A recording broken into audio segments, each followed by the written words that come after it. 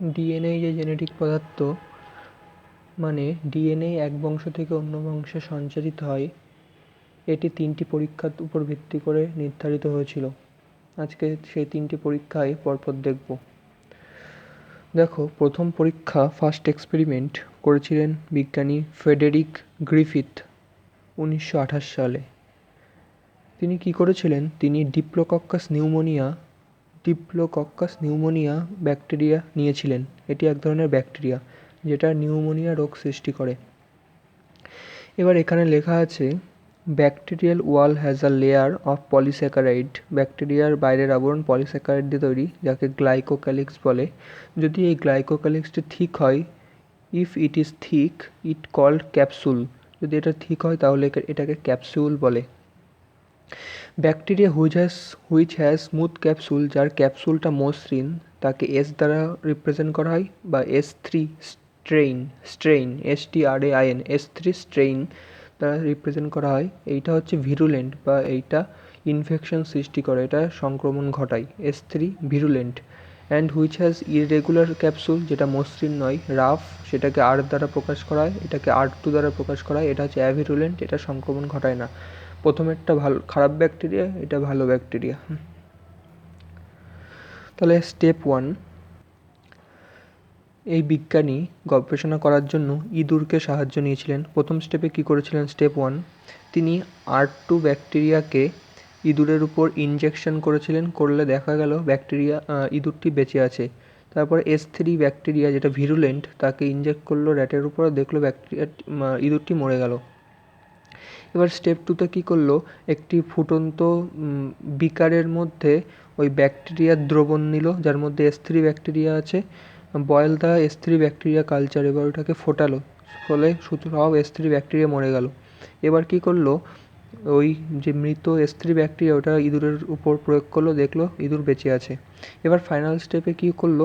Inject alive R2, বেঁচে থাকা R2 bacteria, যেগুলো অ্যাভিরুলেন্ট, যেগুলো ভিরুলেন্ট নয় সেগুলো, এবং যেগুলো মরে যাওয়া S3 ব্যাকটেরিয়া, সেইগুলোকে একসাথে মিশিয়ে ইঁদুরের উপর প্রয়োগ করলো। দেখলো ইঁদুর এর বেঁচে থাকা উচিত ছিল, rat should alive, but it not happen, rat was dead. কিন্তু এটা হলো না, র্যাট মারা গেল। এর থেকে আমরা কী সিদ্ধান্তে আসতে পারি? মানে দেখো, এইটাও সংক্রমণ ঘটায় না, আর এটা মরা ব্যাকটেরিয়া। সুতরাং আমাদের ফল পাওয়া উচিত ছিল ইঁদুরটি বেঁচে থাকবে, কিন্তু ইঁদুরটি মরে গেল। তাহলে আমরা এর থেকে কী সিদ্ধান্তে আসতে পারি? There was anything in dead S3 bacteria which can transform the R2 non virulent bacteria to S3 type. সেখানে এমন এক কিছু ছিল যেটা মৃত S3 ব্যাকটেরিয়া, যেটা নন ভিরুলেন্ট R2 ব্যাকটেরিয়াকে S3 ভিরুলেন্ট টাইপ ব্যাকটেরিয়ায় পরিণত করে দিল। মানে R2 ব্যাকটেরিয়া মৃত S3কে জীবিত এবং ভিরুলেন্ট S3তে কনভার্ট করে দিল, যেটা ইঁদুরটির মৃত্যুর কারণ হয়ে দাঁড়ালো। Does not explain that anything. এই বিজ্ঞানী সেই এনিথিং যেটা কি সেটা এক্সপ্লেন করতে পারেনি। সেই জন্য পরের বিজ্ঞানী আসলো, সেকেন্ড এক্সপেরিমেন্ট। পরের বিজ্ঞানী কে? অ্যাভেরি, ম্যাকলিওড অ্যান্ড ম্যাককার্টি 1944 সালে। এনারাও ডিপ্লোকক্কাস নিউমোনিয়া ব্যাকটেরিয়ার উপর গবেষণা করলো। কী করলো? They prove that DNA is the genetic material by 6 step. তারা প্রমাণ করেছিল ডিএনএ জেনেটিক পদার্থ 6টা স্টেপের মাধ্যমে। এখানে একটা জিনিস আমরা মাথায় রাখবো, but there was also a confusion that protein and RNA also genetic material. কিন্তু সেখানে একটা কনফিউশন থেকে গিয়েছিল, কেন ডিএনএ কেন হবে? প্রোটিন বা RNAও তো জেনেটিক ম্যাটেরিয়াল হতে পারে। প্রোটিন বা RNAও তো এক বংশ থেকে অন্য বংশে সঞ্চারিত হতে পারে, শুধু ডিএনএই কেন? তারা এই কনফিউশনটাকেও দূর করেছিল এটা প্রমাণ করার সাথে সাথে যে ডিএনএ জেনেটিক ম্যাটেরিয়ালও। তারা দুটোই প্রমাণ করে দিয়েছিল। তারা 6টা স্টেপের প্রথম স্টেপে কী করলো? একদম সহজ, পরপর একদম সহজেই বোঝা যাবে। অ্যালাইভ R2 ব্যাকটেরিয়া নিল। অ্যালাইভ R2 ব্যাকটেরিয়াকে একটা কালচার মাধ্যম, মানে যে মাধ্যমে নিউট্রিশন, পুষ্টি, ব্যাকটেরিয়ার খাদ্য উপাদান রয়েছে, সেই মাধ্যমে রাখলো। দেখলো they can grow in culture medium, মানে R2 ব্যাকটেরিয়া ওই মিডিয়ামে গ্রো করছে স্বাভাবিকভাবে। তারপরে যেটা বয়েল করা ডেড S3 ব্যাকটেরিয়া সেটা নিল, দেখলো সেটা গ্রো করছে না, কারণ ওটা মৃত। এবার কি করলো, ডেড S3 ব্যাকটেরিয়া, বয়েল করা S3 ডেড ব্যাকটেরিয়া, আর জীবিত R2 ব্যাকটেরিয়া। সিরাম হচ্ছে একটা পদার্থ যেটা R2 ব্যাকটেরিয়াকে নিচে অধক্ষিপ্ত করে দেবে আর S3গুলোকে উপরে ভাসিয়ে দেবে, এমন একটা পদার্থ দিল। দেখলো S3 grow in medium, S3 যে ব্যাকটেরিয়া সেটা মিডিয়ামের মধ্যে গ্রো করছে। মানে দেখো এই আগের কেসের মতোই হলো, মৃত S3 আর জীবিত R2, তাও S3 গ্রো করছে বলেই ইঁদুরটি মারা গেল। তেমনই S3 গ্রো ইন মিডিয়াম, তেনারা এটাও লক্ষ্য করলেন। এবার কি হলো, এবার 4 নম্বর step, dead S3 plus alive R2 আর সিরাম আর প্রোটিএজ নিল। প্রোটিএজ এই কনফিউশন দূর করার জন্য যে প্রোটিন আর RNA জেনেটিক ম্যাটেরিয়াল কিনা, তাহলে প্রোটিএজ কী করে, প্রোটিন বিনষ্ট করে। যদি প্রোটিন থেকেও যায় ওই মাধ্যমে তাহলে প্রোটিন নষ্ট হয়ে যাবে, আর প্রোটিন নষ্ট হয়ে গেলে তাহলে যদি S3 গ্রো করে তাহলে বুঝতে হবে প্রোটিন করেনি নিশ্চয়ই, কারণ প্রোটিন তো মারা গেছে। তাও যদি S3 গ্রো করে তাহলে বুঝতে হবে নিশ্চয়ই প্রোটিন দায়ী নয় S3 গ্রোয়ের জন্য, কারণ প্রোটিএজ প্রয়োগ করছি। প্রোটিএজ প্রয়োগ করলে প্রোটিনকে মেরে দিচ্ছি, আর প্রোটিনকে মেরে দিলে প্রোটিন কী করে ট্রান্সফর্ম করবে R2কে S3-তে। তাহলে তারপরেও দেখা যাচ্ছে S3 গ্রো, মানে এর থেকে বোঝা যাচ্ছে যে প্রোটিন জেনেটিক পদার্থ না। এই 4 নম্বর স্টেপের থেকে ওরা বুঝে গেল। তারপরে কী করলো, এবার RNA-কে নিয়ে করলো, dead S3, alive R2, serum আর RNAজ। এস যুক্ত করা মানেই ওই জিনিসটাকে নষ্ট করে, RNA বিনষ্ট করে, RNAজ। তাহলে দেখা গেলো S3 গ্রো করছে, মানে RNA জেনেটিক ম্যাটেরিয়াল না। RNA যদি জেনেটিক ম্যাটেরিয়াল হতো, RNA যদি মরে যেত, মানে মরে যাওয়ার পরেও যদি S3 মরে যাওয়ার পরে যদি S3 গ্রো না করতো তাহলে বুঝতে হতো RNA জেনেটিক ম্যাটেরিয়াল। কিন্তু RNA যদি থেকেও থাকে ওর মধ্যে, RNA মরে গেল তাও S3 গ্রো করছে, মানে RNA জেনেটিক ম্যাটেরিয়াল নয়। এবার লাস্ট স্টেপ, যেটা important step, dead S3, alive R2, serum আর ডিএনএ বিনষ্ট করে এমন একটা উৎসেচক যেটা ডিএনএ বিনষ্ট করে, সেটা হচ্ছে ডিএনএজ। ওইটা RNAজ, ওটা প্রোটিয়েজ, সব উৎসেচক এগুলো, ডিএনএ বিনষ্ট করে। সুতরাং দেখা গেল এইবার S3 does not grow, S3 আর গ্রো করলো না। মানে কি হলো কনক্লুশনে, তাহলে বিজ্ঞানীরা কি আসলো, সুতরাং প্রমাণিত হলো যে মৃত S3 ব্যাকটেরিয়ার ডিএনএই হলো রূপান্তরকরণ বা ট্রান্সফর্মিং এজেন্ট, যা R2কে S3 ভিরুলেন্টে পরিণত করে। ডিএনএই বাহিত হয় এক প্রজন্ম থেকে অপর প্রজন্মে, তাই ডিএনএই জেনেটিক ম্যাটেরিয়াল। যেহেতু ডিএনএ যখন মরে গেল তখন আর S3 গ্রো করছে না, তা ডিএনএ মরে গেল, S3 গ্রো করছে না, মানে ডিএনএর জন্যই এত কিছু হচ্ছিল, ডিএনএর জন্যই R2 S3-তে কনভার্ট হচ্ছিল। এবার মানে যে মৃত S3 ব্যাকটেরিয়া ছিল তার ডিএনএই যে জীবিত R2 ব্যাকটেরিয়া ছিল ওর মধ্যে প্রবেশ করে ওটাকে S3 ভিরুলেন্ট ব্যাকটেরিয়ায় পরিণত করছে। ওর ডিএনএ ওর মধ্যে চলে যাচ্ছে, মানে ওর বৈশিষ্ট্য লাভ করছে। আমরা যেমন মুভিতে দেখি ওর আত্মা ওর মধ্যে প্রবেশ করে ওকেও ভূত বানিয়ে দিচ্ছে, ঠিক ওরমন। এবার হচ্ছে থার্ড এক্সপেরিমেন্ট, এটা হচ্ছে বেস্ট এক্সপেরিমেন্ট। যদি বলে ডিএনএ জেনেটিক ম্যাটেরিয়াল, এটা সবচেয়ে ভালো পরীক্ষা কোনটা, সর্বাধুনিক পরীক্ষা কোনটা, সবচেয়ে গ্রহণযোগ্য পরীক্ষা কোনটা, তাহলে বলতে হবে হার্শে অ্যান্ড চেজের পরীক্ষা, 1952 সালে হয়েছিল।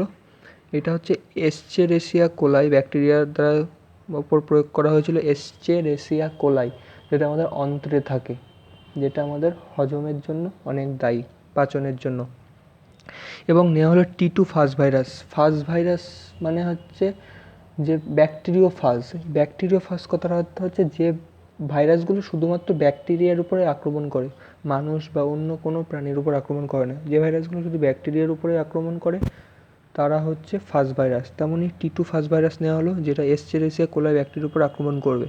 দেখো কী লেখা আছে, T2 ফাজ ভাইরাস ইকোলাইকে আক্রমণ করে ও ভাইরাসের জেনেটিক পদার্থ ডিএনএ, কারণ প্রতিটা জীবের মধ্যেই জেনেটিক পদার্থ থাকে, ভাইরাস T2 ফাজ ভাইরাসের মধ্যে তেমন জেনেটিক পদার্থ ডিএনএ রয়েছে, ব্যাকটেরিয়ার ভিতরে যায় এবং ভাইরাসের বাইরের প্রোটিন নির্মিত খোলক 11-এ পড়েছিলাম, সেটা হচ্ছে ক্যাপসিড বলে, ক্যাপসিড বাইরে থেকে যায়। যে কোনো ভাইরাস, করোনা ভাইরাসই হোক আর যে কোনো ভাইরাসই হোক, ভাইরাস তার জেনেটিক পদার্থটুকুই শুধু শরীরের মধ্যে প্রবেশ করিয়ে দেয়। আর বাইরের যা প্রোটিন নির্মিত আবরণ থাকে, লিপিড নির্মিত আবরণ থাকে, ক্যাপসুল থাকে, তারপর হচ্ছে লিপিড নির্মিত স্পাইক কাটা থাকে করোনা ভাইরাসের যেমন থাকে, সেইগুলো সব বাইরে থেকে যায়। শুধু জেনেটিক পদার্থ ডিএনএটাই ভিতরে প্রবেশ করে এই পরিণামী খোলক বাইরে থাকে। এই ডিএনএ অপত্য ফার্স্ট ভাইরাস সৃষ্টি করে।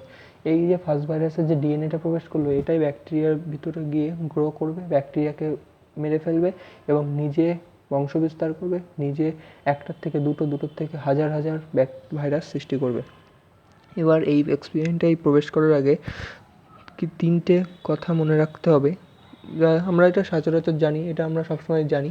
ডিএনএতে ফসফরাস থাকে, কারণ ডিএনএতে আমরা জানি ফসফরিক অ্যাসিড থাকে, নিউক্লিওটাইডে ফসফরিক অ্যাসিড থাকে, ডিএনএতে ফসফরাস থাকে। প্রোটিনে সালফার থাকে। মনে করো দেখো কেমিস্ট্রিতে পড়া হয়েছে মিথিওনিন সিস্টিন যে অ্যামাইনো অ্যাসিড, ওতে সালফার থাকে, সুতরাং অ্যামাইনো অ্যাসিড মিলে প্রোটিন গঠিত হয়, তাই প্রোটিনেই সালফার থাকে। কিন্তু ভাইস ভার্সা নয়, মানে ডিএনএতে সালফার থাকবে না, প্রোটিনে কোনো দিন ফসফরাস থাকবে না। এবার হচ্ছে এক্সপেরিমেন্ট দুটো ধাপে হয়ে গেছিলো, একদম সহজ। দেখো ফার্স্ট স্টেপে কী করা হলো, একটি বিকার নেওয়া হলো, বিকারের মধ্যে ইকোলাই ব্যাকটেরিয়াকে গ্রো করানো হচ্ছে। ইকোলাই ব্যাকটেরিয়াকে কালচার মাধ্যমে রাখা হয়েছে, মানে যার মধ্যে ইকোলাই ব্যাকটেরিয়া ভালো থাকবে।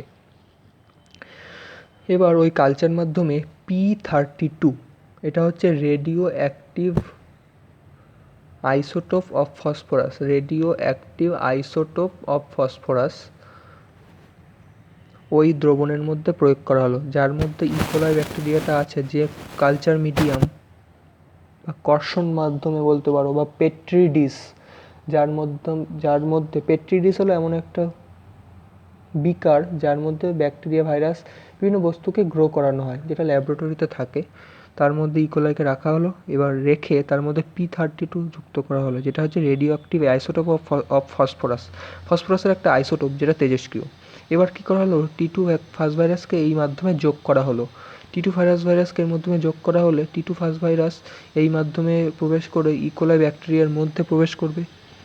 এর মধ্যে অনেক ইকোলাই ব্যাকটেরিয়া আছে। এবার T2 ফার্স্ট ভাইরাস প্রবেশ দেওয়া হলো অনেকগুলো, যে T2 ফার্স্ট ভাইরাসগুলো ওই ইকোলাই ব্যাকটেরিয়ার মধ্যে প্রবেশ করে T2 ফার্স্ট ভাইরাসের ডিএনএ ইকোলাই ব্যাকটেরিয়ার মধ্যে যাবে, আর বাইরের প্রোটিন বাইরের মাধ্যমেই থেকে যাবে। এবার ওই ডিএনএ ব্যাকটেরিয়ার মধ্যে গ্রো করে একটা T2 ফার্স্ট ভাইরাস ভাইরাসের ডিএনএ প্রবেশ করলো, তার থেকে হাজার হাজার ভাইরাস। এবার দেখা গেলো অফস্প্রিং মানে হচ্ছে অপত্য ফার্স্ট ভাইরাস মানে অপত্য ফার্স্ট ভাইরাস, যে কারণ ব্যাকটেরিয়ার মধ্যে ফার্স্ট ভাইরাস গ্রো করছে, অপত্য ভাইরাস সৃষ্টি হচ্ছে। In offspring first virus radioactivity is present. এখানে ভালো করে বোঝো, রেডিও অ্যাক্টিভিটি ইজ প্রেজেন্ট, কিসের রেডিও অ্যাক্টিভিটি? ফসফরাসের রেডিও অ্যাক্টিভিটি। আর এখানে বলা হয়েছিল ডিএনএতে ফসফরাস থাকে, মানে ডিএনএতে যে ফসফরাস থাকে, ওই ফসফরাসই প্রথমে ব্যাকটেরিয়ার মধ্যে প্রবেশ করে, ওই ব্যাকটেরিয়ার মধ্যে আবার T2 ফার্স্ট ভাইরাস প্রবেশ করায়, T2 ফার্স্ট ভাইরাসের ডিএনএ প্রবেশ করায়, ওই T2 ফার্স্ট ভাইরাসের ডিএনএতেও ব্যাকটেরিয়ার ডিএনএ থেকে ফসফরাস আসে। এবার ওই T2 ফার্স্ট ভাইরাসের ডিএনএ থেকে যখন অপত্য জীব সৃষ্টি হয় আরও, তখন ওই অপত্য জীবের ডিএনএতেও ফসফরাস যায়, রেডিও অ্যাক্টিভ ফসফরাস যায়। সুতরাং যে অফস্প্রিংগুলো সৃষ্টি হয়, অফস্প্রিং ফার্স্ট ভাইরাস সৃষ্টি হয়, তাতেও রেডিও অ্যাক্টিভিটি দেখা যায়। মানে ডিএনএ কন্টেইন ফসফরাস, যেহেতু ডিএনএ ফসফরাস বহন করে, সুতরাং ডিএনএ যেহেতু এক বংশ থেকে অপর বংশে সঞ্চারিত হচ্ছে, ডিএনএ যেহেতু জেনেটিক ম্যাটেরিয়াল, ডিএনএ যেহেতু একজন থেকে অপরজনতে যাচ্ছে, তাই জন্যই অপত্য জীবেও রেডিও অ্যাক্টিভিটি দেখা যাচ্ছে। যেহেতু ডিএনএ ফসফরাস বহন করে, তাই ডিএনএর সাহায্যেই অপত্য ফার্স্ট ভাইরাসগুলিতে রেডিও অ্যাক্টিভিটি বা তেজস্ক্রিয়তা দেখা দিচ্ছে। এর দ্বারা বোঝা যাচ্ছে ডিএনএ এক বংশ থেকে অপর বংশে যাচ্ছে রেডিও অ্যাক্টিভিটি দেখে, আর ডিএনএ জেনেটিক ম্যাটেরিয়াল। বা 2 নম্বর স্টেজে কনফিউশন দূর করতে হবে, প্রোটিন কিনা। তেমনই বিকার মাধ্যম ইকোলাই নেওয়া হলো। এবার কী হলো, P32 জায়গায় S35, এটা হচ্ছে রেডিও অ্যাক্টিভ আইসোটোপ অফ সালফারের একটা রেডিও অ্যাক্টিভ আইসোটোপ, যেটা হচ্ছে S35 নেওয়া হলো।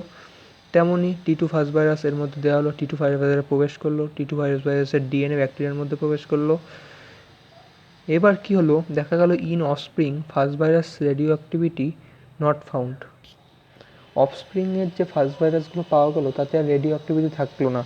কারণ আমরা এখানে পড়েছি প্রোটিনে সালফার থাকে, ব্যাকটেরিয়ার বাইরে যে প্রোটিন আবরণ থাকে তাতে S35-এর রেডিও অ্যাক্টিভিটি সৃষ্টি হয়েছে। এই S35 ব্যাকটেরিয়ার ভিতরে প্রবেশ করেনি, করেও কী করবে, কারণ ব্যাকটেরিয়ার ডিএনএতে তো সালফার থাকে না, ডিএনএ সালফার নেবে না। সুতরাং যে S35 সেটা ব্যাকটেরিয়ার বাইরেই ছিল। T2 ফার্স্ট ভাইরাসের ডিএনএ ব্যাকটেরিয়ার ভিতর প্রবেশ করলো, ব্যাকটেরিয়ার ভিতরে যেহেতু সালফার প্রবেশ করলো না, T2 ফার্স্ট ভাইরাসের ডিএনএও সালফার পেল না। সুতরাং T2 ফার্স্ট ভাইরাস থেকে যে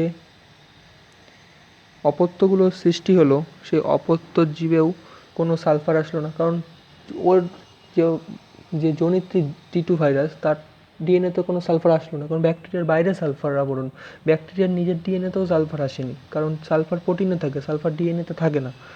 সুতরাং T2 ফার্স্ট ভাইরাসও আসলো না। অফস্প্রিং যে T2 ফার্স্ট ভাইরাসের যে অফস্প্রিং সৃষ্টি হলো তাতেও রেডিও অ্যাক্টিভিটি পাওয়া গেল না। সুতরাং কী আসলো, কারণ S35-এর জন্য ব্যাকটেরিয়ার protein code radio activity show করছিল, প্রোটিন কোড, ডিএনএ না। যেহেতু প্রোটিন জেনেটিক ম্যাটেরিয়াল না, তাই অপত্য ফাজে এটি দেখা যায়নি। প্রোটিন যেহেতু জেনেটিক ম্যাটেরিয়াল নয়, তাই অপত্য ফাজে এটি দেখা যায়নি। এর থেকে প্রমাণ হয় ডিএনএ জেনেটিক ম্যাটেরিয়াল, ডিএনএ এক বংশ থেকে অপর বংশে গেল, কিন্তু প্রোটিন গেল না। প্রোটিন যদি যেত তাহলে প্রোটিনের সাথে S35 যেত, আর অপত্য ফার্স্ট ভাইরাসে S35-এর রেডিও অ্যাক্টিভিটি শো হতো, কিন্তু হয়নি, মানে প্রোটিন জেনেটিক ম্যাটেরিয়াল নয়। যেহেতু ডিএনএ গেছে, P35-এর তেজস্ক্রিয়তা অপত্য জীবে দেখা গেছে, মানে ডিএনএর মাধ্যমে যাচ্ছে, মানে ডিএনএ জেনেটিক ম্যাটেরিয়াল। এই হলো পরীক্ষা।